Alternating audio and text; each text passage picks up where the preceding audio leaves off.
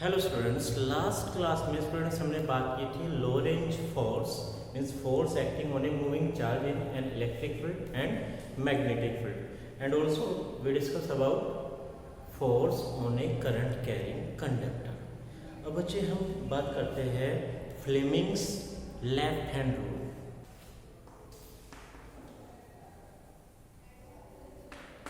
Fleming's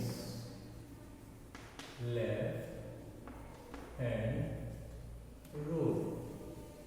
देखिए बच्चे क्या करता है, पहले डायग्राम हम बना लेते हैं, उसके एक्सेस को समझेंगे क्या होता है। ये बच्चे हमारा लेफ्ट हैंड, अगर हम अपने लेफ्ट हैंड के थंब फर्स्ट और सेकंड फिंगर को एक दूसरे के म्यूचुअली परपेंडिकुलर रखें और इस कंडीशन में first finger denotes the direction of magnetic field B and middle finger denotes the direction of current I. Then thumb denotes the direction of force acting on the conductor. Force, magnetic field and current. इसको बच्चे simply याद रखने का भी एक बहुत अच्छा method है। F for force, इससे हम बना लेते हैं father. M for magnetic field, इससे हम बना लेते हैं mother. And C for current से हम बना लेते हैं child. Means father mother child, complete family बन गई, न्यूक्लियर फैमिली बन गई। तो बच्चे इस तरह से आप याद रख सकते हो फ्लेमिंग्स लेफ्ट हैंड रूल को। ठीक है स्टूडेंट्स, अब हम बात करते हैं बच्चे force between two long straight current carrying conductors.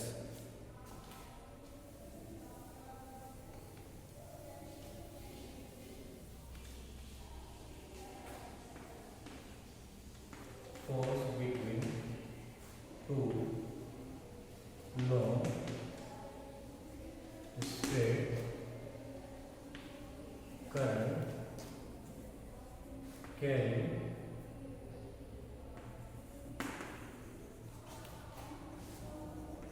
Conductors. देखिए बच्चे, इसको सॉल्व करें। सपोज हमारे पास है दो लॉन्ग बहुत बड़े लेंथ के बच्चे P Q R S, दो वायर्स है। सपोज फ्री स्पेस में एक दूसरे से R डिस्टेंस पर बैठे हुए हैं। यहाँ सपोज में करंट फ्लो कर रही है I1, सेकंड में करंट फ्लो कर रही है I2। ठीक है बच्चे, एक और पेयर हम ले लेते हैं, इन्हीं को ही दूसरी कंडीशन में ले लेते हैं।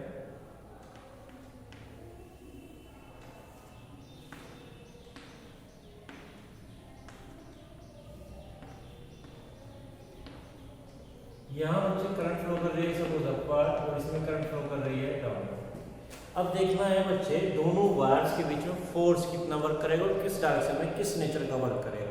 हमने बच्चे मैग्नेटिक फील्ड भी फाइंड आउट कर लिया है, डायरेक्शन भी फाइंड आउट कर लिया। देखिए रूल लगाते हैं।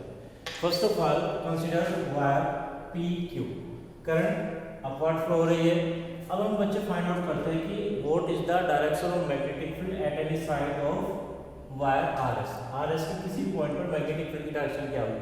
रूल आप क्या लगा सकते हो, राइट हैंड थंब रूल है ना, राइट हैंड पाम रूल, कैसे भी लगा लीजिए।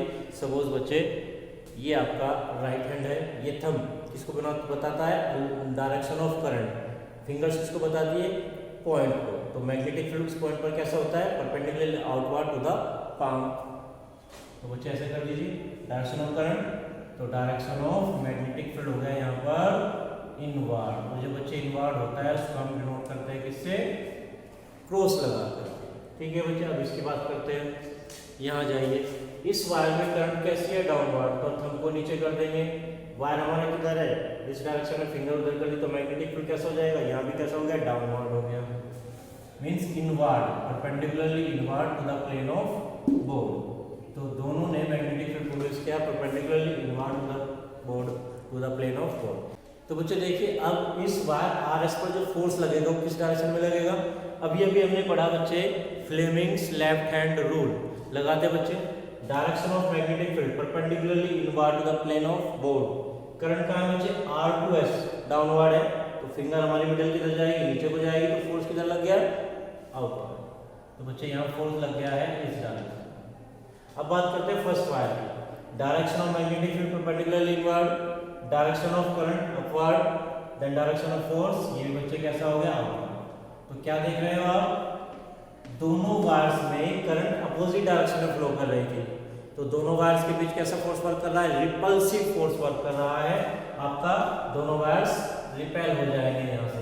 सेकंड फिगर में बात करते हैं बच्चे, फर्स्ट वायर PU को कंसीडर करते हैं, डायरेक्शन ऑफ करंट अपवर्ड जा रही है, तो magnetic field at any point of wire RS, फिर से वही आप थंब रूल लगा लीजिए या पाम रूल लगा लीजिए, direction of current point direction of magnetic field perpendicularly inward to the plane of both. दूसरे के लिए बात करते हैं बच्चे, direction of current point direction of magnetic field perpendicularly outward.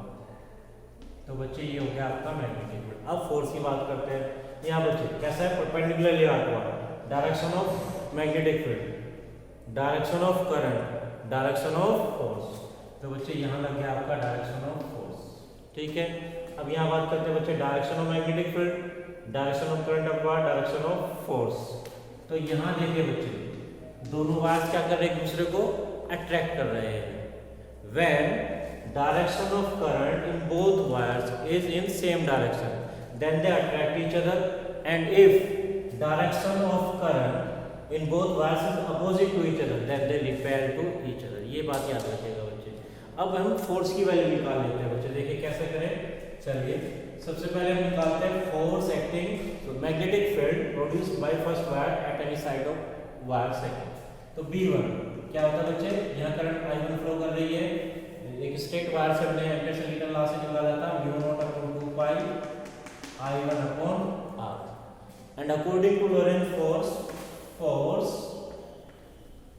Acting on wire RS on its L length, suppose L length हम consider कर लेते हैं, तो क्या आ जाएगा, F is equal to I, two current flow कर रही है magnetic field B1 L sine of बच्चे मैग्नेटिक फील्ड और वायर की लेंथ कैसे एक दूसरे के परपेंडिकुलर है, तो क्या आ गया बच्चे, F is equal to I2, B1 का वैल्यू आपने रखा mu naught upon 2 pi I1 upon R into L, sine 90 का 1 हो जाएगा, इसको थोड़ा सा रीअरेंज कर देते बच्चे, F is equal to mu naught upon 2 pi I1 I2 upon R into L। इतने न्यूटन बच्चे फोर्स लगेगा L लेंथ के ऊपर। हम यहाँ फाइंड आउट कर लेते हैं बच्चे फोर्स पर यूनिट लेंथ, तो L से डिवाइड कर देते हैं बच्चे, तो क्या हो गया, F upon L is equal to mu naught upon 2 pi I1 I2 upon R। Unit क्या बन जाएगी बच्चे, अब न्यूटन पर मीटर।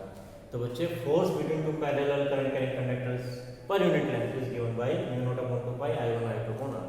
यहाँ बच्चे हम डेफिनेशन ऑफ 1 एम्पियर, जो हमारी स्टैंडर्ड डेफिनेशन ऑफ 1 एम्पियर होती है, वो हम यहाँ से बना सकते हैं। देखिए बच्चे क्या करें इसके लिए, let I1 is equal to I2 equal to 1 है, दोनों करंट का वैल्यू 1 है, and R is equal to also 1 metre. Then F upon L क्या हो गया बच्चे, म्यू नॉट अपॉन 2 पाई 1 1 1 क्या बच गया, mu naught upon 2 pi, that is इसकी वैल्यू कितनी होती है, 4 पाई टू 10 का पावर -7, तो क्या हो गया 2 into 10 का पावर -7 न्यूटन पर मीटर। ठीक है बच्चे, तो देखिए क्या डिफाइन कर सकते हैं, देखिए क्या बना बच्चे, अगर दो वायर्स में 1 एम्पीयर का करंट फ्लो हो रही हो, जिनके बीच का डिस्टेंस 1 हो, में फ्री स्पेस में रखे हो, तो उनके बीच फोर्स कितना होगा, 2 into 10 का power -7 metre per unit length.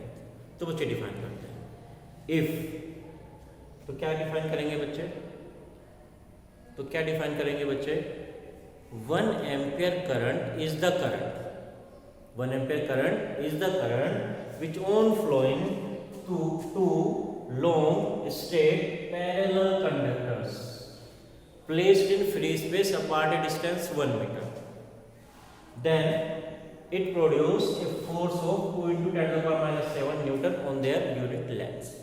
दोबारा रिपीट करता हूँ बच्चे, 1 ampere current is the current which on flowing two long straight parallel conductors placed in vacuum apart a distance of 1 meter, then it produces a force of 2 into 10 to the power minus 7 Newton, 2 into 10 to the power minus 7 Newton on their units length। ऐसे आप ampere को define कर सकते हैं।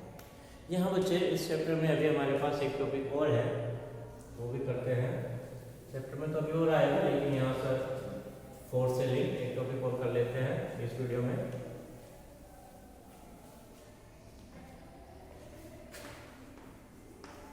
Path of A charge particle in a uniform magnetic field. ठीक है जी, चलिए करते हैं, निकालते हैं बच्चे। देखिए सबसे पहले कंडीशन हम लेते हैं कि व्हेन particle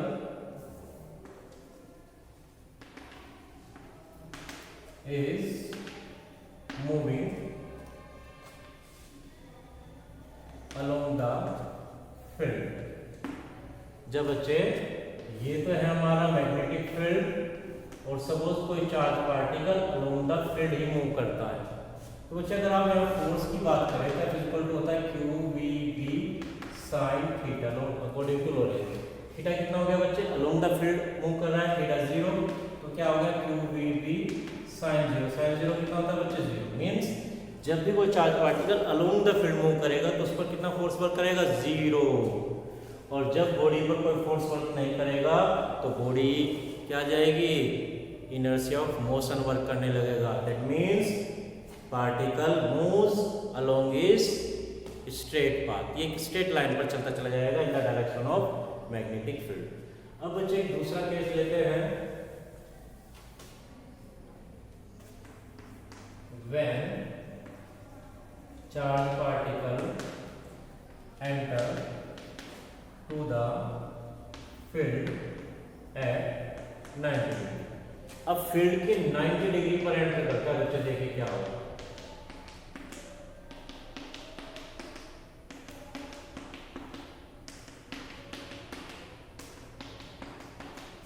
यहाँ बच्चे मैग्नेटिक फील्ड कैसा है, perpendicularly inward to the plane of board.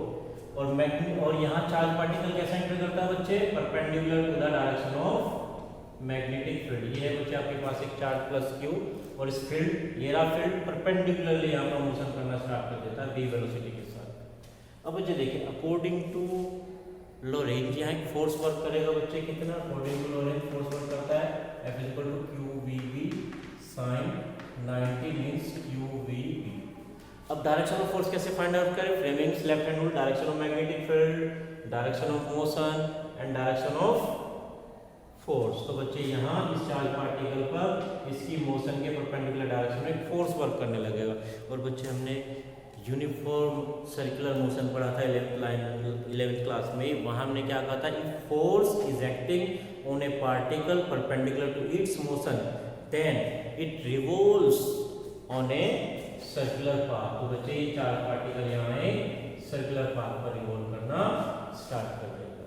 अब बच्चे जब भी सर्कुलर पाथ पर कहीं भी जाएगा तो फोर्स कैसा वर्क करेगा, देख लीजिए, परपेंडिकुलर रहेगा हमेशा, कहीं भी चला जाए चार्ज पार्टिकल तो ये मोशन, ये फोर्स तभी पॉसिबल है जब यहाँ चार्ज पार्टिकल एक सर्कुलर पाथ पर मूव करता है। और बच्चे जैसा कि हम जानते हैं कि for a circular motion A particle required A centripetal force, और वो सेंट्रीपिटल फोर्स कितना होता है बच्चे, सेंट्रीपिटल फोर्स हमने फाइंड आउट किया था last year, mv²/r।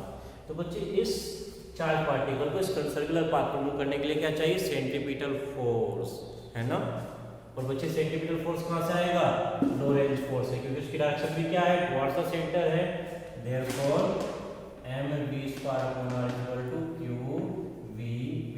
r is the radius of circular path and mass of charge particle, एक भी से भी कैंसिल हो जाएगा, यहाँ से आप रेडियस ऑफ पाथ निकाल सकते हो, r इधर चला गया,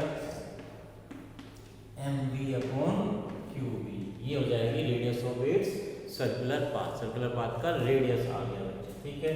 अब यहाँ पर आप अगर टाइम पीरियड फाइंड आउट करना चाहिए कि what is the time period for one revolution, तो टाइम पीरियड बच्चे आपका क्या होता है, time period t equal to velocity का फॉर्मूला डिस्टेंस अपॉन टाइम, तो टाइम क्या हो जाएगा distance upon velocity, distance travelled in one revolution in circumference 2 pi r upon velocity v, r का वैल्यू यहाँ पे रख देते हैं 2 pi mv v into q, जिसे भी कैंसिल आउट हो गया, तो क्या बच गया बच्चे time period t equal to 2 pi m upon q, ये बच्चा आ जाता है हमारा टाइम पीरियड। इसी का अगर आप रेसिप्रोकल कर दो तो फ्रीक्वेंसी भी आप फाइंड कर सकते हो, f equal to 1 upon t means q v upon 2 pi m, ये हो जाएगी फ्रीक्वेंसी ऑफ रोटेशन। ठीक है स्टूडेंट्स, अब एक कंडीशन और करते हैं बच्चे, when charge particle enter in the field in a random direction,